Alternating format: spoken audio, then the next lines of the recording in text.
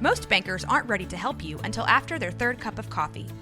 But with Central National Bank's after-hours service, you don't have to wait for the bank lobby to open to get help.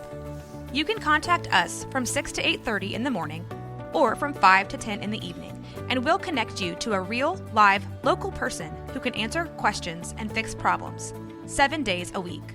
Bank different. Bank Central. Central National Bank. Member FDIC.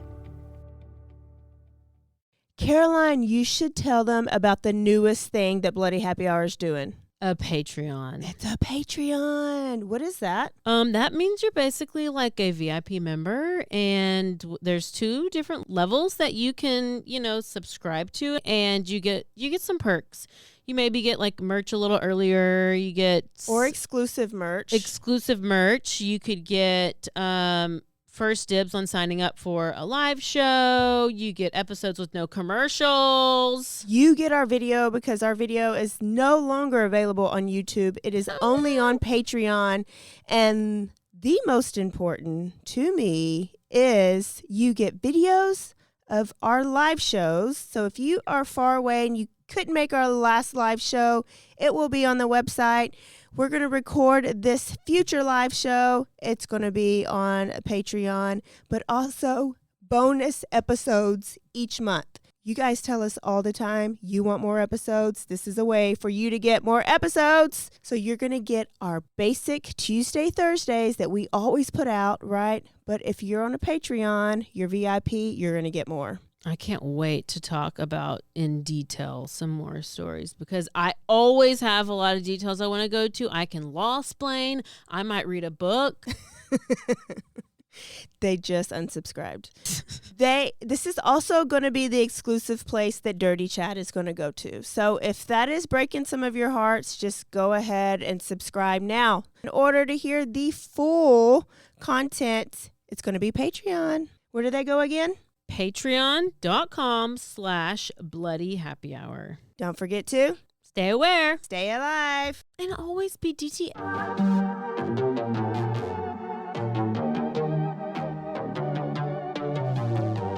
Hey y'all, I'm April. And I'm Caroline. And this is your Bloody Happy Hour. Caroline, are you ready for this? This is your newest guilty pleasure. It's the bloodiest part of your week. Did we say something about it also being happy hour? Show did. Because we about to be sipping on some murder. Bloody Happy Hour.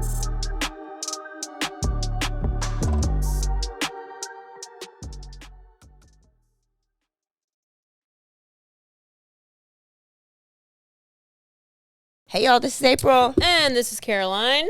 Bloody Happy Hour. We got, oh, damn it. Hang on.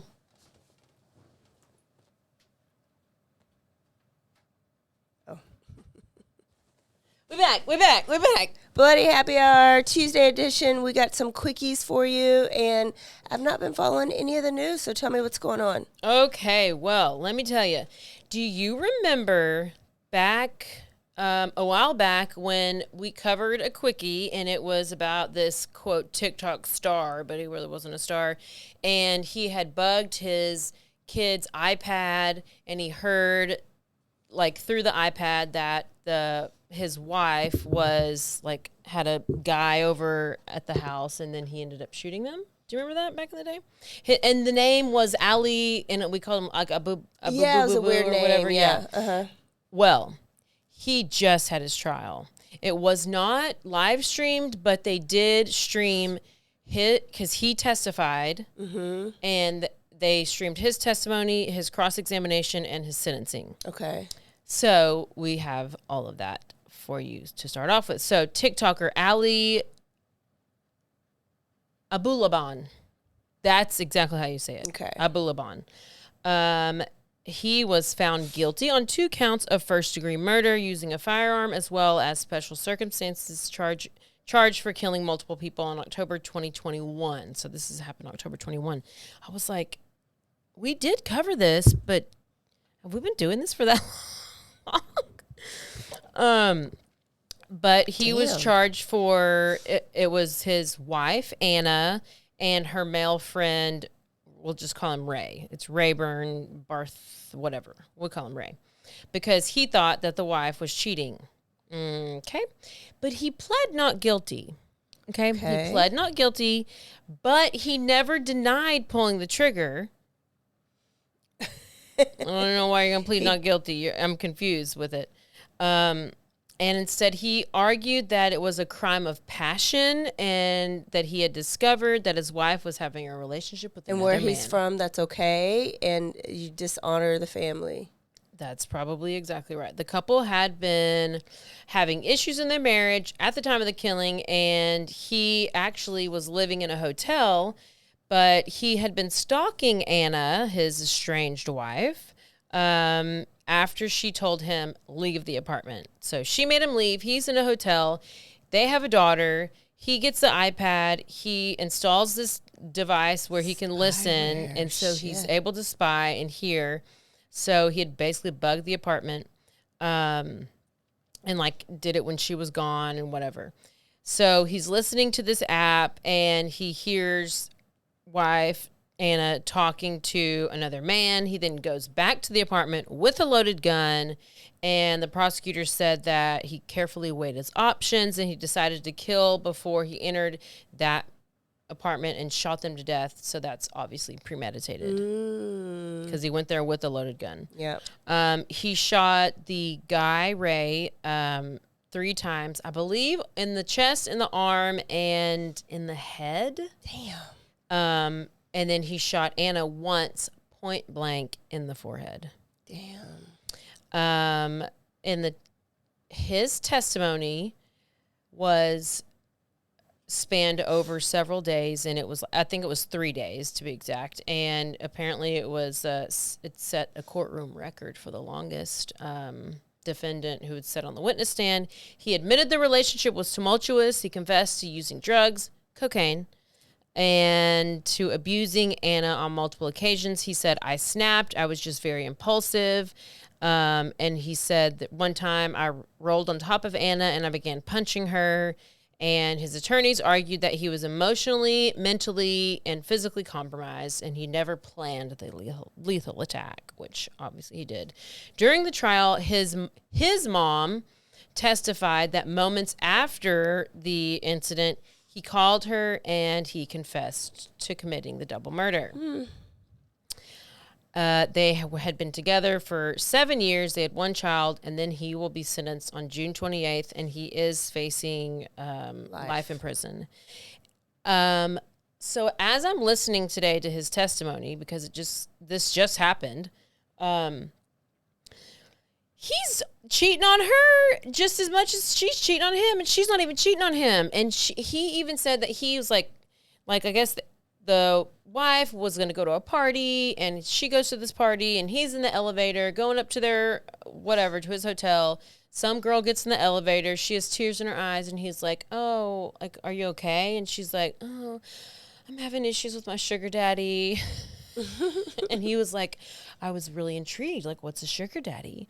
And then he gets out of the elevator, turns around, looks at her, taps his nose, like, do you do this? Meaning, do you do coke? And she was like, yeah. And he's like, okay, you want to come do some coke in my apartment? And then go in there. They go into the apartment. They're talking on the couch. They're sitting further apart from each other. They do a little coke here and there. And then they were going to, get physical. And then she's like, oh, I forgot I'm on my period. So then she couldn't have sex with him. But he was DTF, not our DTF, but that DTF. Yeah. So he basically, went crazy over, it's just one of those, very domestic violence. There's recordings of just their conversations, and it's crying and it's fighting, and it's just awful, and everything that you could imagine. That was terrible. But yep. That's horrible. So he is, We're going to talk about domestic violence on a Thursday episode. Oh, okay.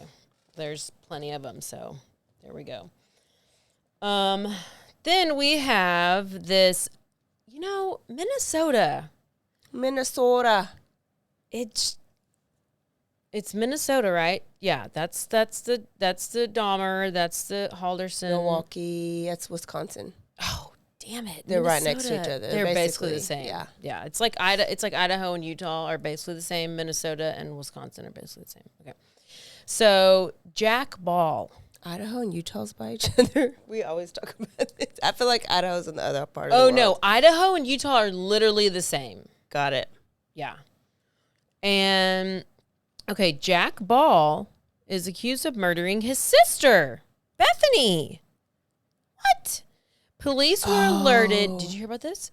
Police saw were an alerted to a bloody scene by family members of victim Bethany Israel, who they were concerned that the daughter, like, they're like, oh, we haven't heard from our daughter. Like, we're having dinner. And, you know, this was on, May 23rd. And now a word from our sponsors.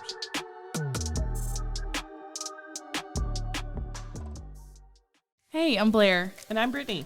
And we're the host of By the Cover Podcast. We cover everything from mysteries, thrillers, romance, chick lit, and even some smut. Don't forget the smut. Yeah. We're so excited to get this thing going and share this with you guys. We've been talking about this for months, and it's finally happening. Yes. Special shout out to Rogue Media for helping us with this. For sure. For sure. You can find us on Instagram at bythecover_podcast. You can also find us on Facebook and TikTok, so don't forget to give us a follow on those two also. And we are so excited to dive into some of our favorite books and share those with you. We can't wait. Hope you love it.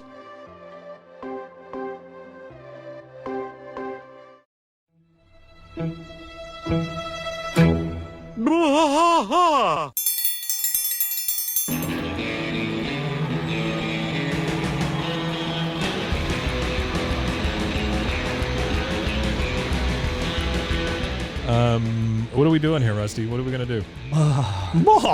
Yep, we're doing the King of the Hill rewatch podcast. King of the Hill Yes, sir. Rewatch Podcast. Yeah, so we're going to go through one episode at a time. Come along for the ride with us. Come check it out. And give me a good, like Dale Gribble quote to go out on. Wingo! Yeah, Wingo. Wingo! Wingo. All right, well, join us for the King of the Hill Rewatch Podcast. Deep in the heart of Texas, that drinks his brew and he spits his chew. Deep in the heart of Texas, the TV blares but no one cares. Deep in the heart of Texas, here we go.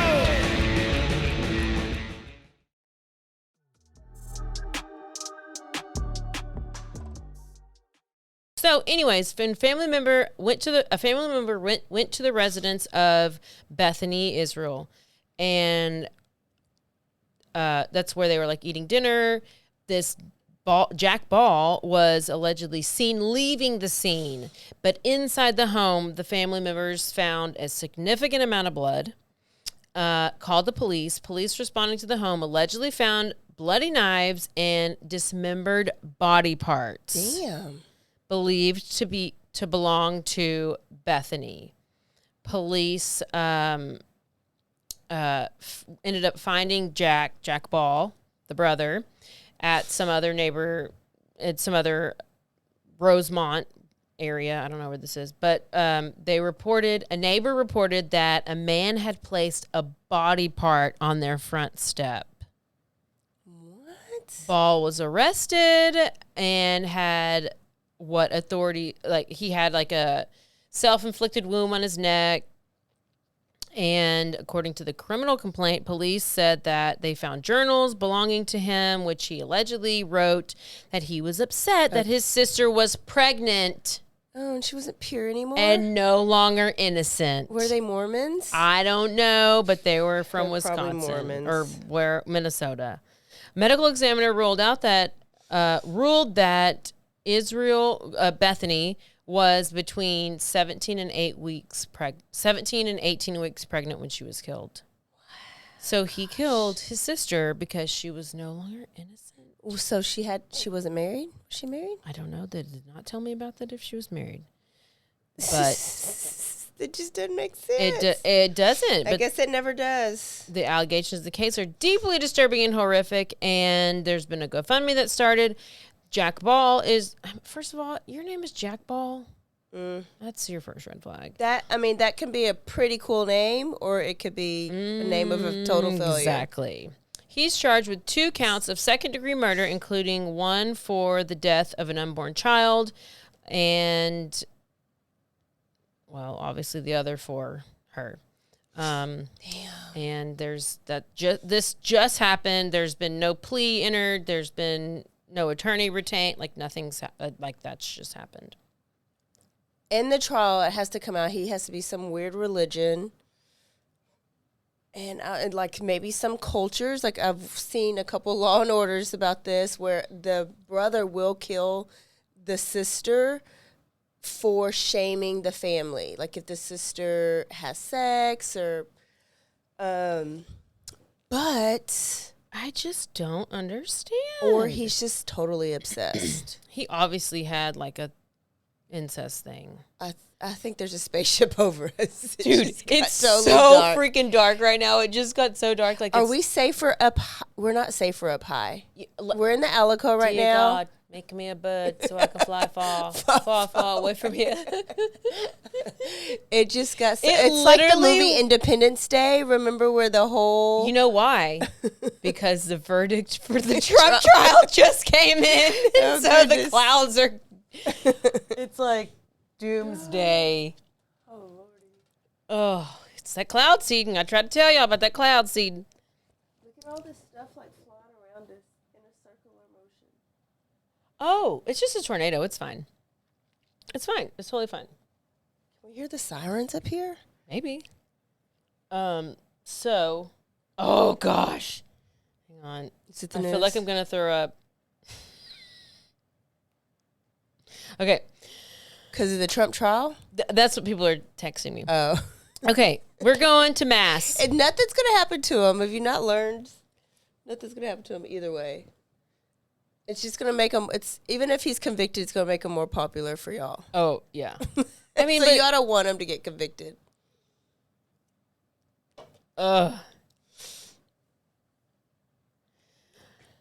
Idolatry. My Massachusetts, which I'm going to call Mass. Have you heard of the bad breath rapist? Oh, no. Well, a convicted rapist who was on the run for more than 16 years has finally been taken into custody. April. Toon Kitley. Toon Kitley was wanted in Massachusetts, was found and was arrested in the San Francisco Bay Area. Maybe he was living in a tent. I don't know, because apparently don't go to San Francisco because all it is trash and homeless people. So this happened on Tuesday, on the 28th. Literally. Oh. That might even be today. I don't know. Shit's flying around. We got some we got cyclones. He was dubbed the bad breath rapist. And he was captured in California after 16 years on the run. So there was this like task force that was set up. It was with the U.S. Marshals, and they like got with the California. I don't know how they ended up tracking him, but he was taken into custody. Well, it says the USMS Pacific Southwest Regional Fugitive Task Force. That's a lot in your mouth. In Northern California, assisted in the mass task force, and all these people got together and they were like, let's find this guy. So he was taken into custody after he was identified as the man who was he was convicted in a 2005 kidnapping and raping of a young woman at knife point in Massachusetts. He was found guilty in September 2007, but he fled before he was sentenced. That's why he was wanted, and that's why they knew who he was. Yeah, but like, if you're on bond, I guess I didn't think it was a threat. Anyway, there was a reward for $10,000. He was featured on multiple America's Most Wanted episodes. And wait, how long has he been gone missing? 16 years. Whoa. Yeah. With his bad breath. You know why? $10,000 reward. Didn't nobody give a shit. Ain't nobody like, money. No, inflation, bitch. So after he fled, he was dubbed the bad breath rapist. Once it was revealed that a piece of evidence noted Lee was identified as assailant because of his foul breath and his DNA. So MSP, that's Mass State Police. Investigators learned that he was staying in Diablo, California, a couple of miles away from some other suburb in California, and they went to the police department on Tuesday, May 28th. He was taken into custody after he was pulled over, traffic stop. He gave him a fake name, but they pressed him, and then he confessed to his true identity, which was confirmed with fingerprints. He was transported then to the police department for booking, and then he was transported back to Massachusetts. And he had a female companion for 15 years who did not know of his identity and obviously did not pay attention to his halitosis. He had that since a year after he fled. Oh, my goodness. Like, really? Really? How dumb does she feel? It's probably not her fault. Probably fault, real wow. dumb. And then pregnant sister. Well, I do have another one, but it's Chad Daybell. That's the kicker. Chad Daybell. So Lori Daybell and Chad Daybell. Lori was sentenced months ago convicted for murdering her 2 children, and I don't know if husband's wife. if Chad's wife was part of it too. Yeah, but Chad Daybell. Okay. Oh my gosh, she's guilty on all counts. Okay. Oh my gosh. Okay, we have breaking news, but first. Oh my gosh. Okay. Chad Daybell. Count 1, conspiracy to commit first-degree murder, guilty. Count 2, first-degree murder for Tylee Ryan, guilty. Conspiracy to commit first-degree murder, J.J. Vallow, guilty. First-degree murder, 9 counts. Grand theft, guilty. Insurance fraud, guilty. Guilty. Tammy Daybell, guilty. All the things, guilty on every single count. And his sentencing, there's going to be a sentencing phase that's about to start. But that'll take, I don't know how long that takes, but he is going to be able to, he's facing death penalty. Okay. Lori didn't because the state messed up some paperwork or whatever. There's shit flying everywhere. No. I know. And this is literally the end of the world because now if birds start running into the window, I'm dead. And also, we do have breaking news about Trump, and he has been found guilty on all counts. This country is disgraced. Alvin Bragg should be disbarred. I'm just reading things, so that's just what it is. Cat Williams said people will be exposed. 2024. Oh, shit. What were his charges? I haven't even followed any of it. I have... Is this still the woman that is this like the rape case or no? Yeah, but each felony count Trump was facing carries possibility of 4 years in prison, but experts say that Merchant chose house arrest or probation. He'll be at the White House. So basically, he's going to be the president. He'll be at the White House. It is really a shit show. And then he'll what's the word? That's expunge himself. That's literally why the world just got dark. I think it's just dark in Waco. Whew. Goodness. Oh my gosh. Okay, this is that's really all I have. I had all the stories, and that's your news, and good stuff. Here we go, and goodbye. Where are we going on Thursday? We're going to Virginia on Thursday, and the treadmill jury is deliberating right now for the treadmill. Yes. Murder. The guy that put his kid on the treadmill. On the treadmill.